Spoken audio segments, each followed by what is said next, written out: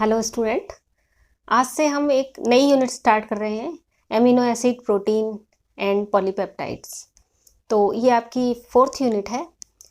इस यूनिट में हम एमिनो एसिड पढ़ेंगे, पॉलीपेप्टाइड पढ़ेंगे और प्रोटीन पढ़ेंगे। ठीक है, तो सबसे पहले हम स्टार्ट करते हैं एमिनो एसिड से। जैसा कि नाम से ही मालूम है, पता चल रहा है आपको, एमिनो एसिड, एमिनो ग्रुप यानी इसमें एक एमिनो ग्रुप प्रेजेंट है, एसिड यानी इसमें एक कार्बोक्सिलिक ग्रुप प्रेजेंट है। तो एमिनो एसिड में एमिनो और कार्बोक्सिलिक ग्रुप दोनों प्रेजेंट होते हैं। ऐसे मॉलिक्यूल को हम एमिनो एसिड कहते हैं। एमिनो एसिड शरीर में बनने वाले इम्पॉर्टेंट कंपाउंड है और ये एमिनो एसिड ही बेसिक स्ट्रक्चर है प्रोटीन का। बहुत सारे एमिनो एसिड मिलकर के पेप्टाइड का फॉर्मेशन करते हैं, पेप्टाइड से पॉलीपेप्टाइड बनते हैं, पॉलीपेप्टाइड से प्रोटीन बनते हैं। तो जो शरीर का जो आवश्यक जो कंपाउंड है या आवश्यक जो तत्व है वो है प्रोटीन, और प्रोटीन बनता है एमिनो एसिड से। तो एमिनो एसिड क्या है? एमिनो एसिड के बारे में हम पढ़ रहे हैं। एमिनो एसिड ऐसे कंपाउंड जिनमें एमिनो ग्रुप और कार्बोक्सिलिक ग्रुप प्रेजेंट है।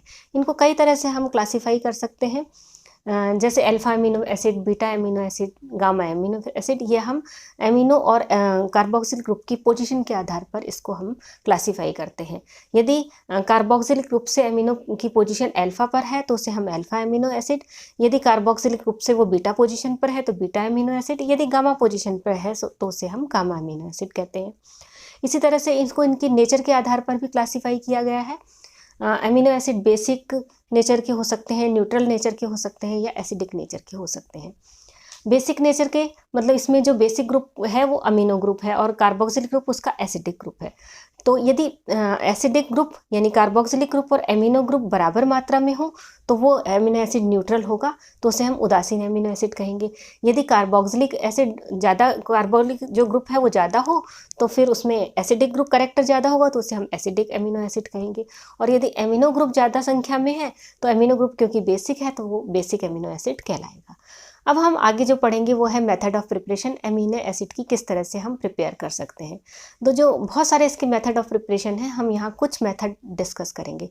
इनमें से जो फर्स्ट मेथड है वो है गैब्रियल थैलेमाइड सिंथेसिस। तो ये है गैब्रियल थैलेमाइड सिंथेसिस।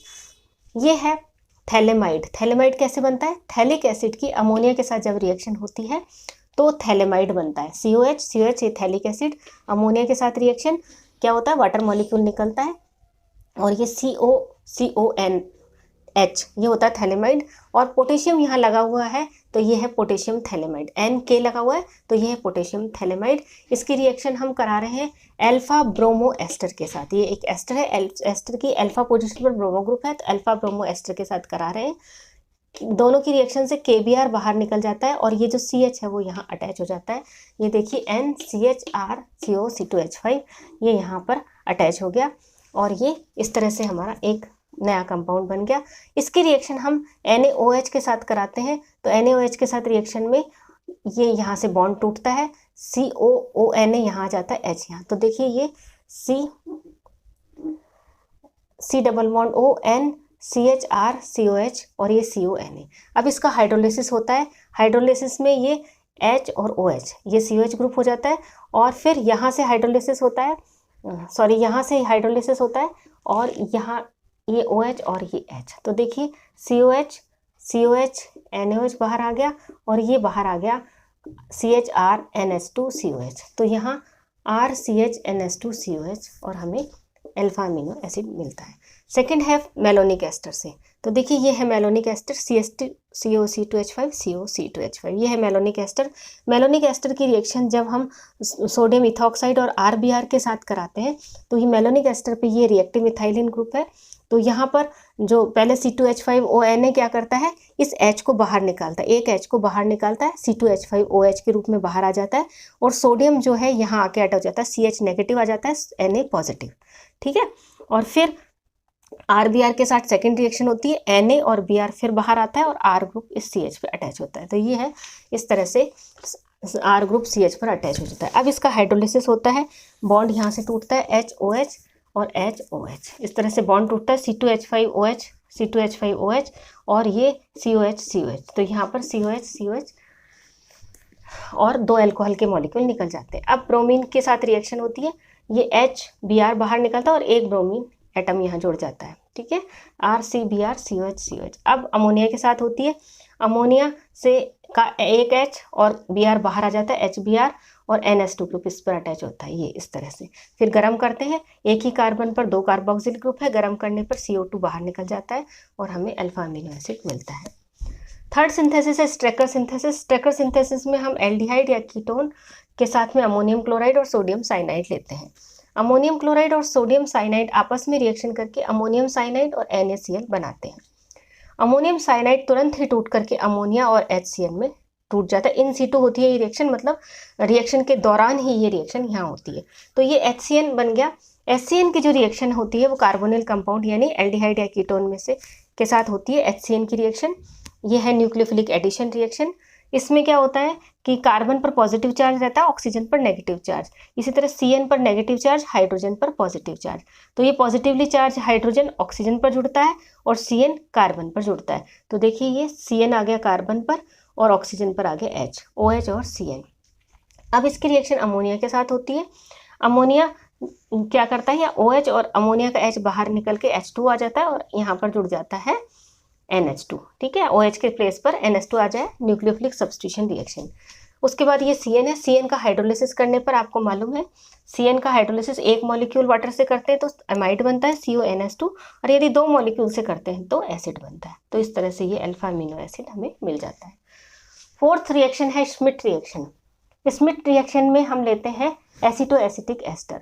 एसिटोएसिटिक एस्टर भी एक रिएक्टिव मिथाइलिन ग्रुप है। यहाँ पर इस पर भी रिएक्टिव मिथाइलिन है, प्रेजेंट है। रिएक्टिव मिथाइलिन की जब रिएक्शन C2H5ONa से कराते हैं तो क्या होता है, C2H5O इसके एक H को बाहर निकाल करके C2H5OH बाहर निकल जाता है और Na कहाँ जुड़ जाता है, इस CH के पास Na आ जाता है।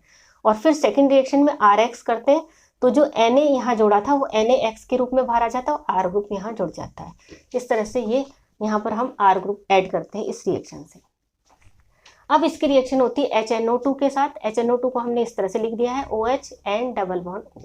ये OH और इसका हाइड्रोजन बाहर आ जाता है और ये N double bond O group यहाँ पर इसके इस कार्बन से जुड़ जाता है। ठीक है, C पर R पहले से ही जुड़ा हुआ है। अब इस NO ग्रुप का, N double bond O group का रिडक्शन करते हैं जिंक और एसिटिक एसिड के साथ। NO ग्रुप का रिडक्शन किस तरह से होता है, NO ग्रुप का पहले NHOH रिडक्शन होता है, NH और OH में, यहाँ H और फिर ये OH, NH और OH में रिड्यूस होता है, फिर बाद में वापस हाइड्रोजन के साथ रिएक्शन होती है, वापस रिडक्शन होता है, यहाँ H आता है, यहाँ आ जाता है, ये टूटता है, ये वाटर मॉलिक्यूल बाहर निकलता है और ये NH2, NH और ये NH2। तो इस तरह से NO ग्रुप NH2 ग्रुप में रिड्यूस हो जाता है। अब इसका हाइड्रोलिसिस करते हैं।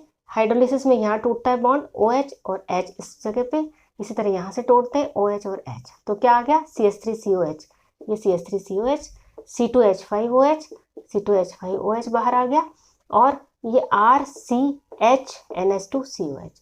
तो हमें ये अल्फा अमीनो एसिड मिलता है।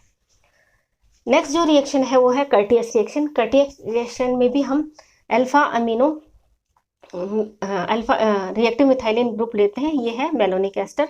इसकी रिएक्शन फिर सोडियम इथॉक्साइड और RBr के साथ कराते हैं। यहाँ पर जिस तरह से रिएक्शन हुई है उसी तरह से यहाँ रिएक्शन होती है, यहाँ पर हम R ग्रुप को अटैच करते हैं। उसके बाद 1 मोल पोटेशियम हाइड्रोक्साइड के साथ रिएक्शन कराते हैं जिससे केवल एक एस्टर ग्रुप हाइड्रोलिसिस होता है। एक एस्टर ग्रुप का हाइड्रोलिसिस होता है, अल्कोहल और एसिड बनता है, अल्कोहल बाहर आ जाता है और यहाँ पर एसिडिक ग्रुप आ जाता है COH। ठीक है, और यहाँ ये वाला group CO double bond O, C2H5 जो एस्टर है वो उसकी रिएक्शन नहीं होती है, वो इंटैक्ट रहता है। अब इसकी रिएक्शन हम कराते हैं हाइड्राजीन के साथ, NH2 के साथ। एक H, हाइड्राजीन का एक H और इस एस्टर ग्रुप का C2H5O ग्रुप बाहर निकल जाता है C2H5OH के रूप में, और ये NH2NH ग्रुप यहाँ जुड़ता है C डबल बॉन्ड O के साथ। तो देखिए ये C डबल बॉन्ड O, ठीक है, NH2 ग्रुप, ये ग्रुप आकर के यहाँ जुड़ता है, बाकी ऐसे रहता है। ठीक है, और अब इसकी रिएक्शन होती है HNO2 के साथ। HNO2 के साथ रिएक्शन, इसको हमने इस तरह से लिखा है OH N double bond O। ये डबल बॉन्ड O के साथ ये H2O ये निकल जाता है मॉलिक्यूल, यहाँ से यहाँ पर आकर के ये जुड़ जाता है, कौन सा, NOH, N double bond NOH, इस तरह से ये जुड़ जाता है। अब ये बॉन्ड यहाँ शिफ्ट होता है, ये H और ये OH बाहर निकल के H2O के रूप में बाहर आता है और यहाँ पर ये एजाइड बनता है, N double bond acyl azide. यहाँ से शुरुआत होती है कर्टियस रिएक्शन की। ठीक है। अब क्या होता है, जब कर्टियस रिएक्शन होती है तो रीअरेंजमेंट होता है। ये CH बॉन्ड यहाँ आकर के टूट करके इस पे आके N पे जुड़ता है, ये बॉन्ड टूट जाता है और यहाँ पर डबल बॉन्ड आ जाता है। तो ये आ गया RCH, ये COH है ही। तो ये यहाँ पर जो CH है वो अब किससे जुड़ गया, N से, N double bond C double bond O, isocyanate बन गया। आइसोसाइनेट की अब रिएक्शन होती है एल्कोहल के साथ, ROH के साथ। आइसोसाइनेट में नाइट्रोजन की नेगेटिविटी ज़्यादा है तो नाइट्रोजन पर पार्शियल नेगेटिव चार्ज, कार्बन पर पार्शियल पॉजिटिव चार्ज। इसी तरह ROH में RO पर पार्शियल नेगेटिव और H पर पॉजिटिव। तो जो नेगेटिव पार्ट है वो कहाँ जुड़ेगा, कार्बन पर, और पॉजिटिव पार्ट जुड़ेगा नाइट्रोजन पर। पॉजिटिव पार्ट है H, तो यहाँ NH जुड़ गया और ये नेगेटिव पार्ट OR इस कार्बन पर जुड़ गया। अब इसका हाइड्रोलिसिस हुआ, यहाँ पर हाइड्रोलिसिस होने पर यहाँ से हाइड्रोलिसिस हुआ, ये देखिए यहाँ इसको मैंने दिखाया, ये इस जगह पर हाइड्रोलिसिस हुआ, ये OH और ये H, एल्कोहल बाहर आ गया और ये COH, यहाँ पर NH की जगह COH आ गया। अब इसको गर्म किया तो COH कार्बन डाइऑक्साइड के रूप में निकल गया और ये अल्फा अमीनो एसिड। तो ये थी कुछ method of preparation amino acid की। बाकी की मेथड ऑफ प्रिपरेशन हम सेकंड वीडियो में अपलोड करेंगे।